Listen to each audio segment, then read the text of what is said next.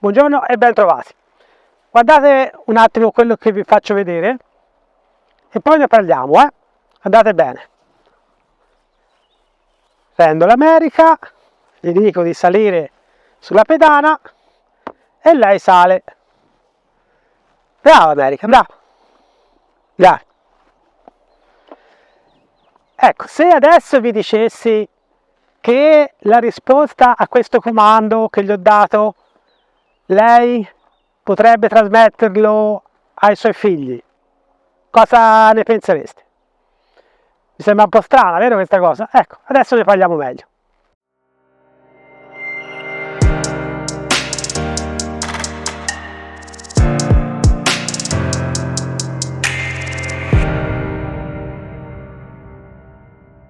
Ovviamente quello che abbiamo visto adesso è un gioco, però è un gioco che ha un riscontro vero.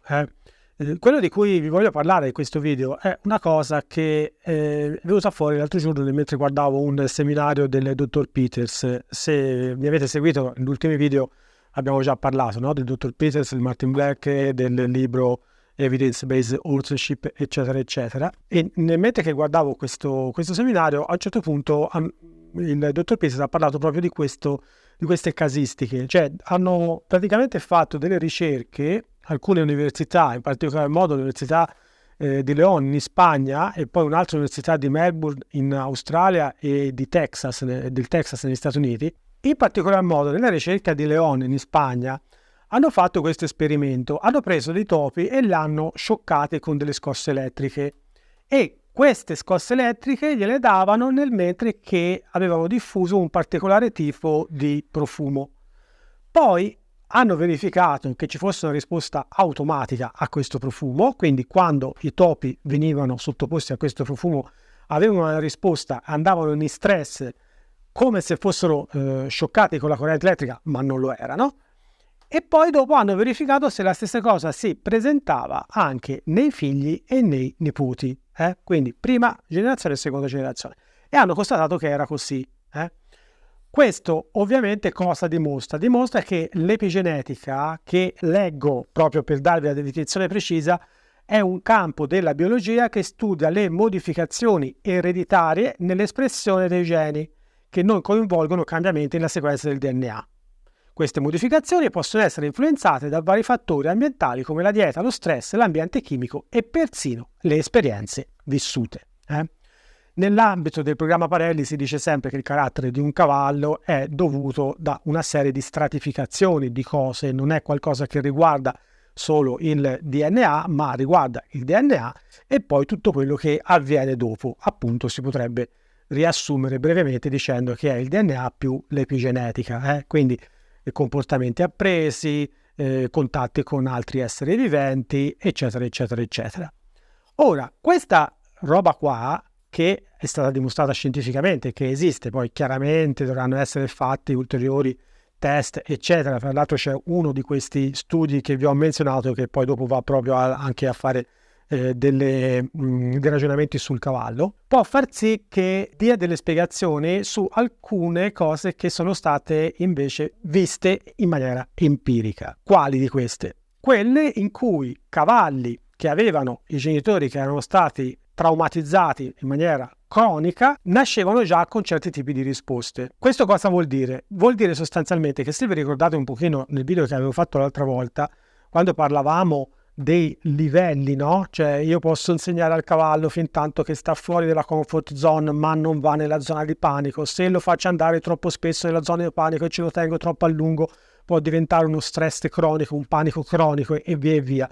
Ecco, questo potrebbe essere la causa di certi tipi di comportamenti, cioè un genitore che è stato stressato in maniera cronica può andare a modificare i propri geni e trasmettere alla prole dei comportamenti del tutto simili, anche se in realtà non sono stati sottoposti direttamente i suoi figli allo stesso tipo di addestramento coercitivo, intimidatorio, bla bla bla bla, solite cose dette e ridette. Questa è una cosa sensazionale se ci pensate bene, perché potrebbe capitare che uno si ritrova un cavallo che ha un certo tipo di comportamento ma che non dipende dall'orsenality, ma dipende, quindi l'analisi, il carattere del cavallo, eccetera, eccetera, ma dipende invece da certi tipi di esperienze che hanno vissuto i propri genitori. Chiaramente questo è un aspetto che è tutto ancora da verificare, non sono stati fatti degli esperimenti così come per i topi, e io aggiungo fortunatamente per i cavalli, però è una cosa che ci dà da pensare e che in effetti, se verrà dimostrato che è così, potrebbe spiegare diverse cosettine che in maniera empirica, soprattutto noi addestratori, ci siamo trovati di fronte a volte. Tra l'altro è stato scritto un libro che si intitola La vendetta di Lamarck, che vabbè, se diciamo qualcuno di voi ha studiato un pochino, no, il concetto dell'evoluzione, Darwin e Lamarck, sembrava che Lamarck dicesse un sacco di fandonia, che era quello che sosteneva che le giraffe gli era venuto il collo lungo a furia di provare a tirare sul collo per mangiare i germogli, e questo poi dopo l'aveva trasmessa la progenie, e invece Darwin diceva che era appunto un meccanismo di selezione naturale.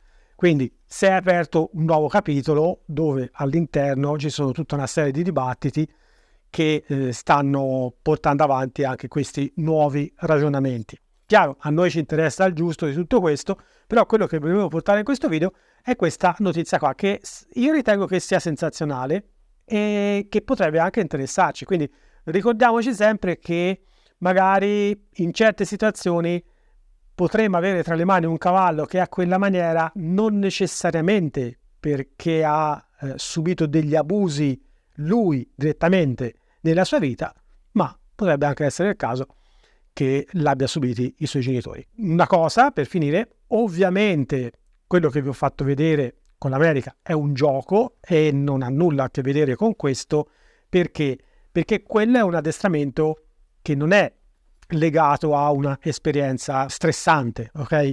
Quello che sembra che viene fuori da questi studi che sono stati fatti anche su dei pesci, sembra che per poter modificare a tal punto i geni e fare in modo che si verifichi un caso di questo genere, l'elemento importante alla base è che ci sia un forte stress, ok? Quindi forte stress legato a una situazione particolare sembra che possa causare quello di cui abbiamo parlato.